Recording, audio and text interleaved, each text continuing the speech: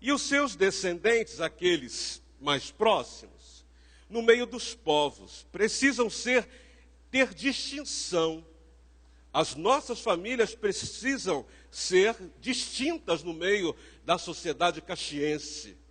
As famílias da Primeira Igreja Batista em Duque de Caxias são convidados a fazerem diferença nessa cidade. Mas para fazer diferença nessa cidade, de fato os irmãos precisam ser um presente que agrade primeiro ao Senhor da igreja. Porque às vezes nós queremos ter uma família que nos agrade. Uma família do jeitinho que a gente pensou e idealizou.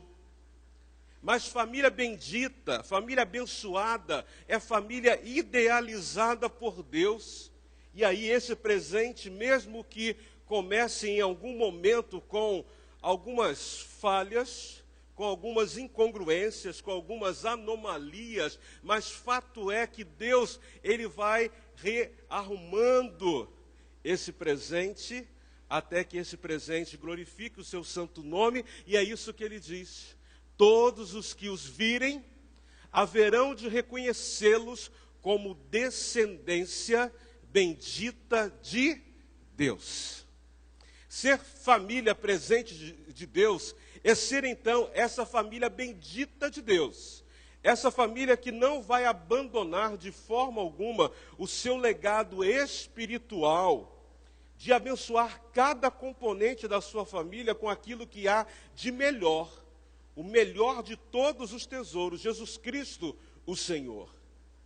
Mas fato é, meus irmãos, que muitas das vezes nós temos fracassados em ser esse presente tão bonito e robusto. Nós tentamos muitas das vezes compensar isso de algumas outras formas, mas aí surge um escritor moderno chamado Ralph Winter.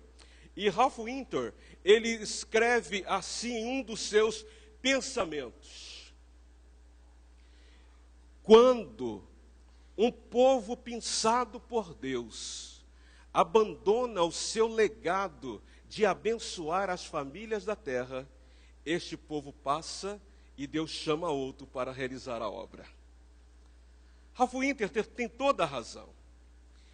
E o que me preocupa, meus irmãos, nessa noite, em pensar junto com vocês, é que Deus, depois de Israel, depois da cruz, depois do Calvário, Ele estabeleceu a sua igreja. E a sua igreja, ela tem hoje esse legado de tornar as famílias da terra benditas, bem-aventuradas, felizes, prósperas. Ser esse presente de Deus. Mas muitas das vezes nós temos falhado nisso. E me preocupa que a filosofia de Ralph Winter aconteça. Que o legado que Deus deixou para a igreja de tornar agora as famílias benditas na terra passe para um outro povo. E isso seria uma tragédia sem igual. Por isso, ao receber o tema da mensagem dessa noite, eu comecei a pensar assim: Senhor, eu não gosto de receber alguns presentes. Fiquei até feliz, se eu estivesse aqui sábado, Cláudio, eu viria nesse tal curso de nutrição na obesidade. Porque ultimamente eu só tenho dado abraços obesos em todo mundo, né? Muitos abraços obesos. Mas fato é que eu não gosto de receber alguns presentes, e os mais gordinhos aqui hão de concordar comigo.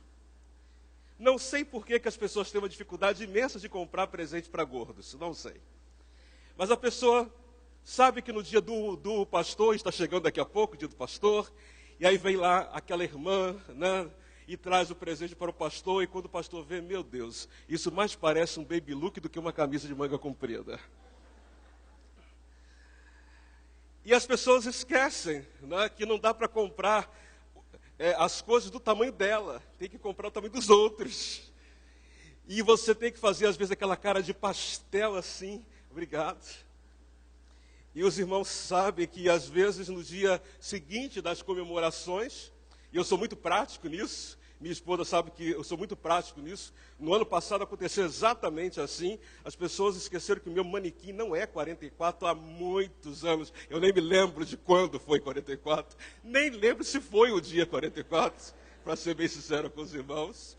E eu sou muito prático. Fui na loja e disse assim, me troque tudo por meias, por favor. Mas tudo, meia cabe engordo. E aí a gente resolve as coisas. Mas quando pensei nessa questão de ser um presente, a minha família é presente de Deus. Por que às vezes a minha família não é presente de Deus? E foi aí que fiz uma correlação entre o texto de Isaías 61 e fui para o livro de 1 Reis, capítulo 18. A parte final do versículo 30. E a parte final do versículo 30 aponta a minha dificuldade, e quem sabe a tua dificuldade, de não sermos um presente adequado para a glorificação de Deus. E o que nos falta é o que está escrito em 1 Reis 18, 30, a parte B, estou lendo na versão Almeida século 21. E Elias reparou o altar do Senhor que havia sido derrubado. Está sendo projetado isso. Você poderia ler isso comigo agora, nessa mesma versão? E Elias reparou o altar do Senhor que havia sido derrubado. Deixa a sua Bíblia aberta nesse texto. Não lerei mais esse texto, mas eu quero apontar alguns versículos que depois você em casa, você pode analisar alguns elementos muito importantes desse texto. Entenda uma coisa, meus irmãos, que hoje o Senhor não está mais interessado em altares externos. O último altar externo que o nosso Deus utilizou foi a cruz do Calvário. E na cruz do Calvário ele fez o último, o derradeiro e o definitivo sacrifício para que todas as famílias da terra fossem benditas, para que todas as famílias da terra fossem presentes muito bonitos para Deus. O único altar que o nosso Deus hoje está interessado se chama coração. E quando ele olha para o meu e para o seu coração, ele percebe que talvez a anomalia que havia no tempo de Elias é a mesma problemática que existe hoje dentro da sua família, porque você também pode estar com o altar que Deus quer trabalhar hoje quebrado. Mas Elias, diante da constatação que ele teve, de ver o altar quebrado, ele não ficou simplesmente contemplativo e falando, quebrou mesmo, não posso fazer mais nada. Ele partiu para a ação, ele restaurou o altar. Eu vou fazer isso. No início fizemos uma rápida dinâmica aqui, todos vocês participaram, querendo ou não, de dizer, minha família é presente de Deus. Mas eu perguntaria para você, como anda o teu altar? Como anda o teu coração? Porque é aí que Deus precisa trabalhar, e para isso você precisa desejar restaurar o altar, para que Deus possa fazer de você um presente bonito e ter uma família bonita para apresentar diante de Deus. Max Lucado escreve algo que vai ser projetado para que a gente possa ler juntos nesse tempo. Vamos? Ok. Você pode ler junto comigo? Há ocasiões em que o coração fica tão duro e os ouvidos tão surdos que Deus nos deixa sofrer as consequências de nossas escolhas. Eu espero sinceramente que você não tenha saído de casa nessa noite, enfrentado a chuva, esse dia um pouco mais frio, embora que vocês, caxienses, não sabem o que é frio. Vai morar em Resende. Na semana anterior, a última, na cidade onde eu moro, de manhã estava 9 graus. Naquela mesma madrugada deu menos 4,5 na serra. Isso é frio.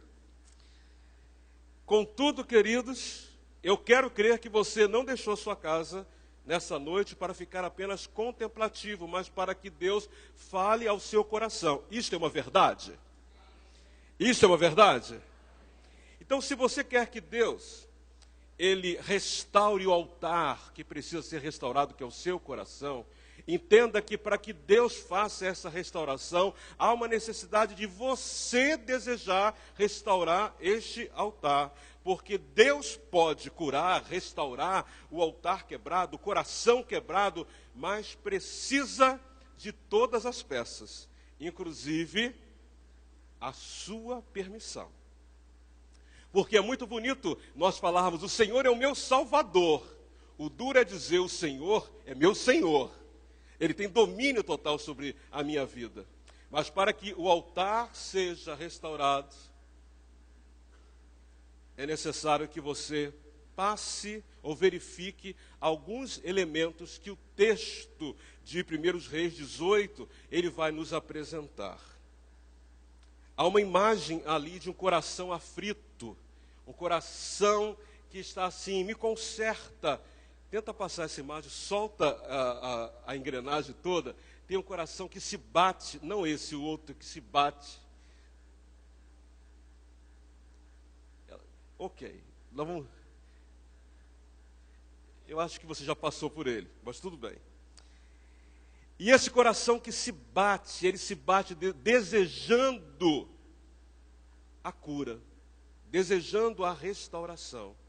E para que isso aconteça, é necessário que você então tome alguns passos, e para facilitar-nos, vou dar rapidamente 8 passos para vocês. O primeiro passo que o profeta Elias nos apresenta é o passo de apropriar-se da bênção de Deus. Isso está no versículo 31. E por que ele chama isso? Todos esses passos estão na transparência, ok? Por que ele chama atenção a isso? Porque ele queria lembrar a Israel quem era Israel. O nome Israel significa aquele que reina com Deus. E como pode alguém que reina com Deus não apropriar-se das bênçãos que Deus tem para a sua família? Não é simplesmente, meus irmãos, o apropriar-se de falar. Hoje existe em muitos lugares aquela indução de palavras. Fale isso e fale aquilo e aproprie-se disso. Quando eu estou dizendo apropriar-se, eu estou dizendo que a Bíblia, de Gênesis a Apocalipse, ela diz que a família, que é uma família com altar restaurado, é família abençoada. Pode o mundo mudar, podem as leis mudarem, podem as circunstâncias mudarem, mas a família de Deus permanece na rocha. Ela não é destruída. O altar está conservado. Foi o que mais ou menos Spurgeon, certo dia visitando a casa de sua avó materna, ele chegou na estante da sua avó e havia uma garrafa, e nessa garrafa havia uma maçã dentro. E toda vez ele ainda, garoto, depois adolescente, ele perguntava, minha avó, como que a senhora conseguiu colocar essa maçã dentro da garrafa? E a avó dizia, rapaz, menino, adolescente, olha com mais atenção, e olha com mais atenção. E ele cresceu e não conseguia, ele pegava a garrafa e olhava, ela não cortou, ela não cerrou, ela não tem nada embaixo, como que a minha avó conseguiu fazer isso? Até que a avó disse, olha a fonte, meu neto. E um dia ele foi para o pomar, e ele viu que uma das macieiras, a avó pendurou muitas garrafas, e as maçãs nasciam dentro da garrafa. E elas ficavam na garrafa, lindas e maravilhosas, para sempre, para enfeitar as salas de muitas pessoas. Quando eu penso nisso, você nasceu para ser o Israel de Deus. para ser família de Deus. Mas só vai ser família de Deus aquele que ficar dentro da ambiência de Deus. Se a gente se contaminar com a ambiência externa deste mundo, a bênção vira maçã estragada.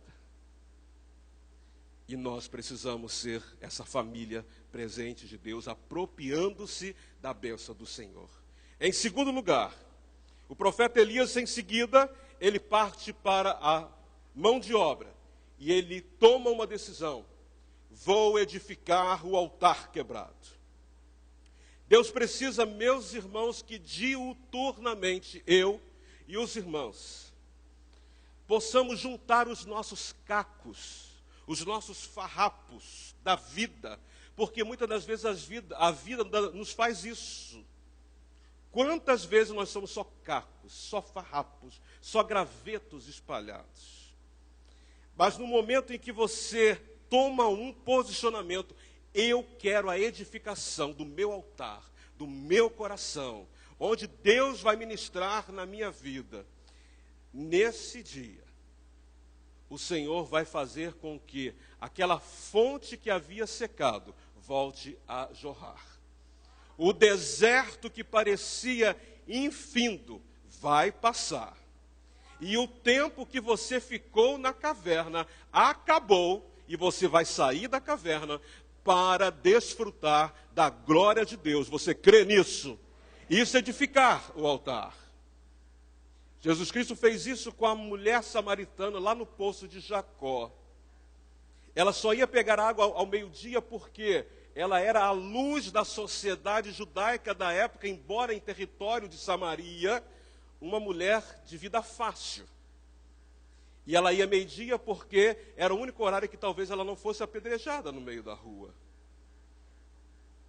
E Jesus sabia que ela era um altar quebrado, muito quebrado. Era só cacos. Mas ele restaurou aquela mulher e fez daquela mulher a primeira missionária entre os samaritanos, a tal ponto que ela entrou na cidade e chamou todos com o seguinte convite: venham, eu achei o Messias. E quando nós achamos, meus irmãos, a fonte da nossa vida, o nosso Senhor, o altar, por mais que tenha sido danificado, o Senhor restaura e faz a sua vida um altar perfeito. Terceiro passo de restauração: cave o lugar da semente, o verso 32. Na verdade, Elias, ele não cavou para plantar a semente. Mas o texto sagrado nos fala que ele cavou na profundidade para que uma semente fosse plantada. E muitas das vezes, meus irmãos, nós só vivemos na periferia da palavra de Deus. Nós somos aqueles crentes fast food que precisamos de uma resposta rápida e abrimos a Bíblia meio que esotericamente e coloca o dedo, e tome muito cuidado com isso, porque um dia você pode colocar o dedo e está escrito assim: e ele foi e se suicidou quando falou de Judas. Cuidado com isso. A Bíblia não deve ser usada de uma forma esotérica, porque a Bíblia é a palavra de Deus para a transformação de todo aquele que crê. E por ser a palavra de Deus, nós precisamos a cada dia deixar que ela penetre o mais profundo possível da nossa vida, a fim de que ela possa nos ajudar a nos tornar essa família presente de Deus. Se de repente o seu presente está desarrumado, você já passou por esse mico?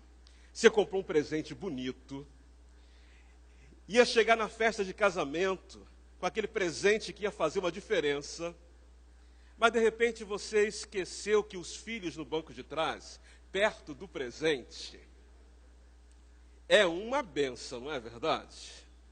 E o presente bonito, não só o pacote, mas o que tinha dentro, foi-se. Muitas das vezes nós estamos assim.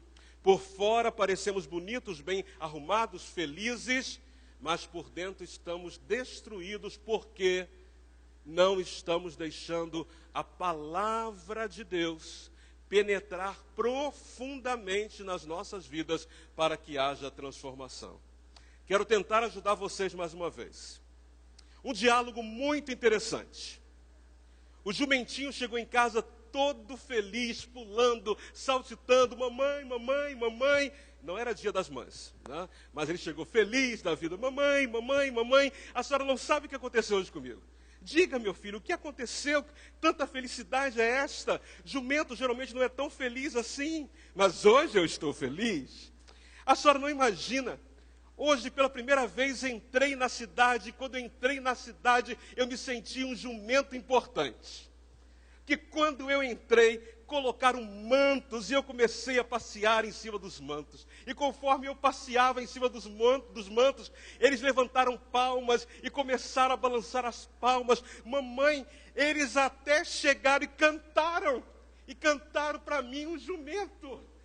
E eu fiquei muito feliz, vim aqui dar essa notícia. E a mãe, muito sábia, diz assim: meu filho, volte à cidade amanhã.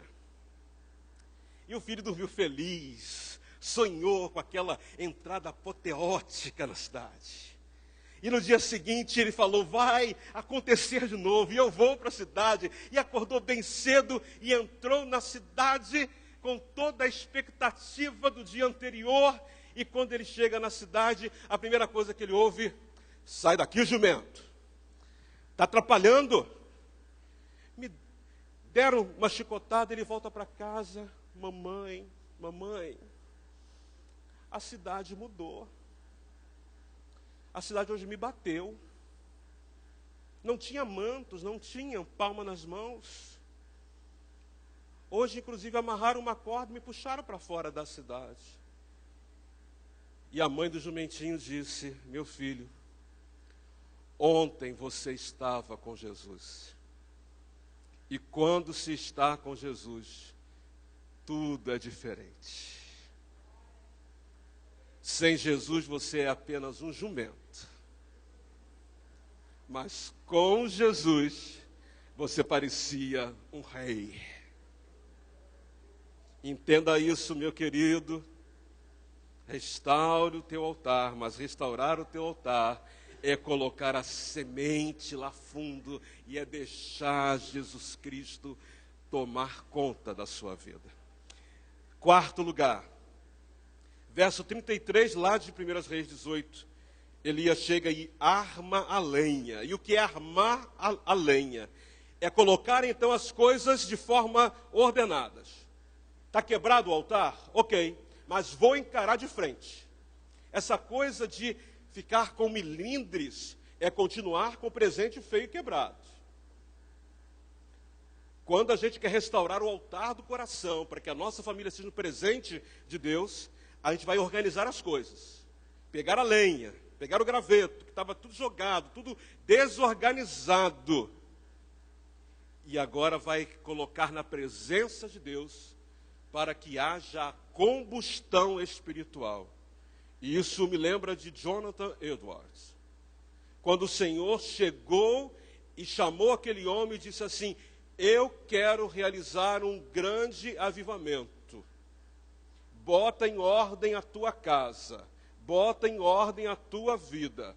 Você vai ser o elemento que vou utilizar nesse tempo para avivar uma nação inteira. E ele botou a lenha em ordem.